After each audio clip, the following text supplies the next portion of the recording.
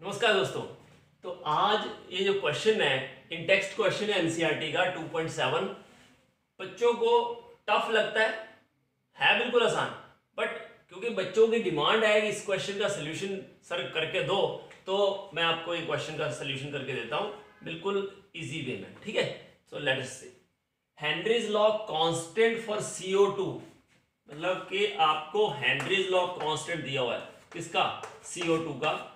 Value क्या है 1.67 into 10⁸ pascal. ठीक है, 298 केल्विन पे हमें फाइंड आउट करना है क्वांटिटी ऑफ CO2, मतलब आपको CO2 की क्वांटिटी फाइंड आउट करनी है। क्वांटिटी मास में भी हो सकती है, क्वांटिटी मोल्स में भी हो सकती है। ठीक है, इन 500 ml, मतलब वॉल्यूम जो है वाटर का दिया हुआ है, सोडा वाटर है 500 ml। ठीक है ना, और अंडर प्रेशर 2.5 एटमॉस्फेयर, ये आपको दे रखा है। ठीक है ना, पर देखो KH है पास्कल में और प्रेशर है एटमॉस्फेयर में, तो दोनों को सेम यूनिट में कन्वर्ट कर लो। पहले आपको याद होना चाहिए कि 1 एटमॉस्फेयर जो होता है वो 101,325 पास्कल होता है, ये आपको याद होना चाहिए पहला पॉइंट। ठीक है, कि 1 एटमॉस्फेयर इज 101,325 पास्कल, राइट। उसके बाद जो प्रेशर है CO2 का वो आप फाइंड आउट कर लोगे पास्कल में। ठीक है, क्योंकि 2.5 है तो ये हो जाएगा 2.5 इंटू 101,325 पास्कल।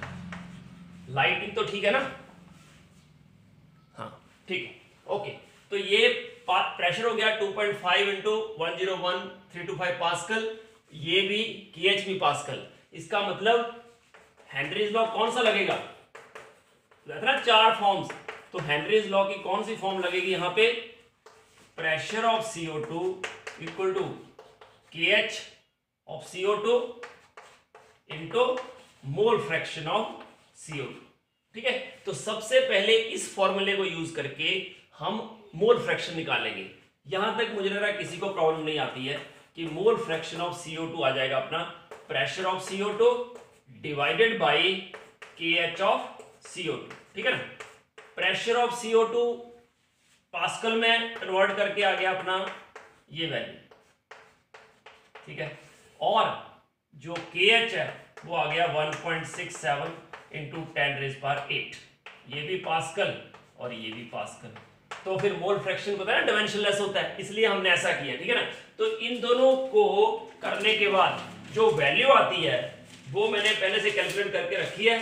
ठीक है, वैल्यू आती है 151,684.13 इंटू ये जो 10⁸ नीचे है तो 10⁻⁸ हो जाएगा, ये वैल्यू आती है।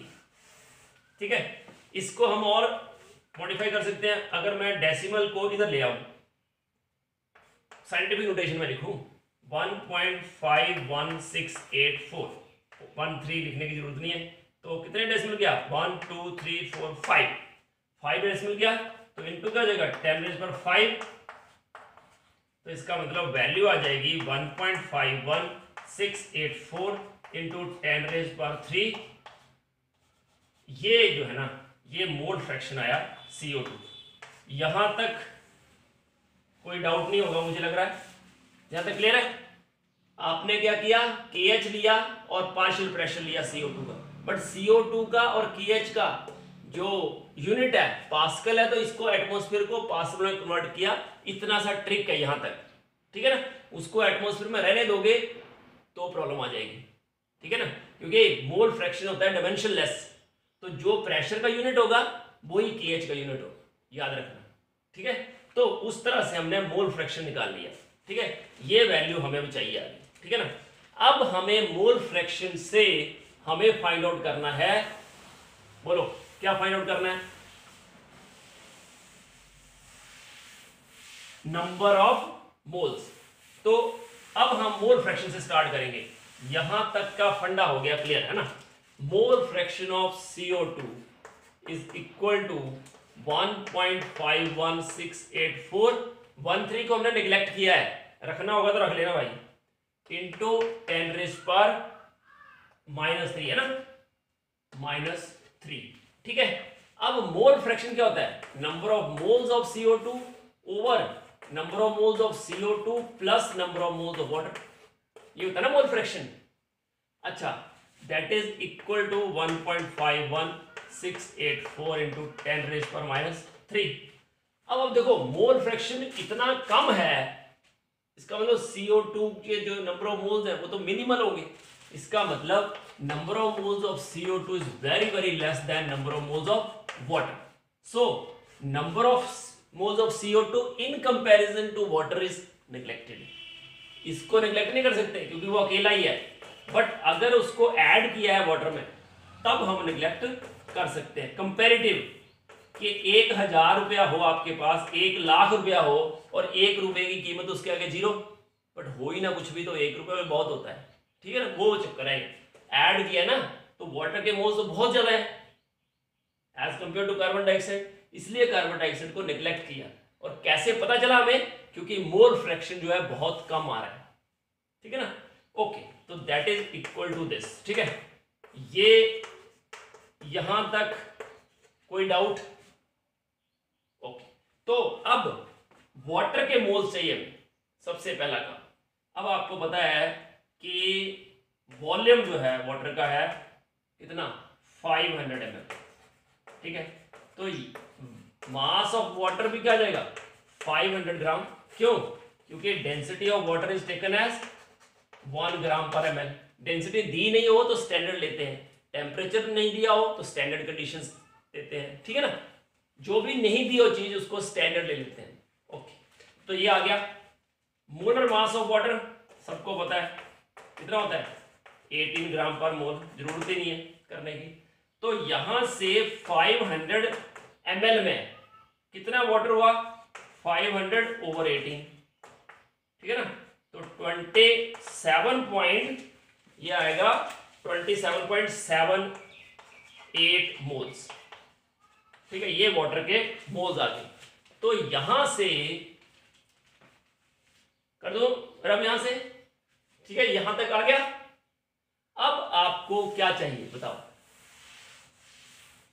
अब यहां से ये करने के बाद आपके पास number of moles of CO2 आ जाएंगे, that is equal to 1.51684 into 10⁻³ into number of moles of water, ठीक है ना, क्योंकि था ना number of moles of water और number of moles of H2O।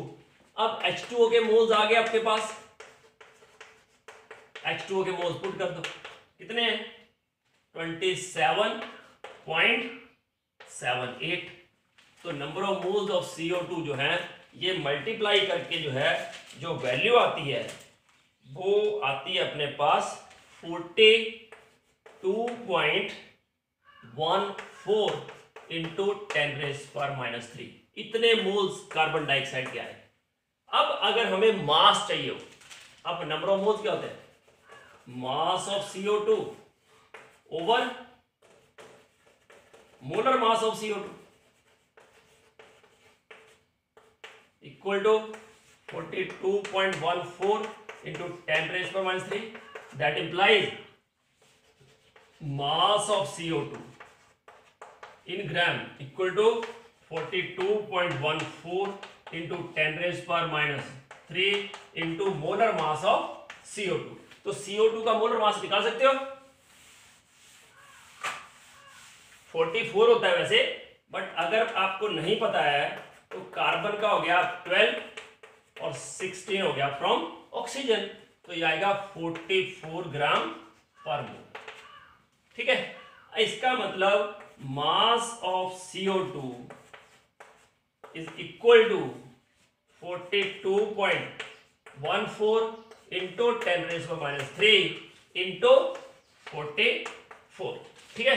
तो इसको मल्टीप्लाई करके आती है value 1.854 gram.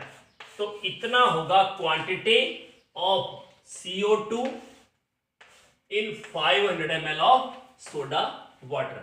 That means quantity of CO2 in 500 ml of soda water is equal to 1.854 gram. सिर्फ ट्विस्ट कहां आया? एक तो पहला ट्विस्ट आया कि आपको दोनों को पास्कल में करना था, ये पास्कल में था, ये एटमॉस्फेयर में था, दोनों को पास्कल में किया, पहला ट्रिक वहां आया।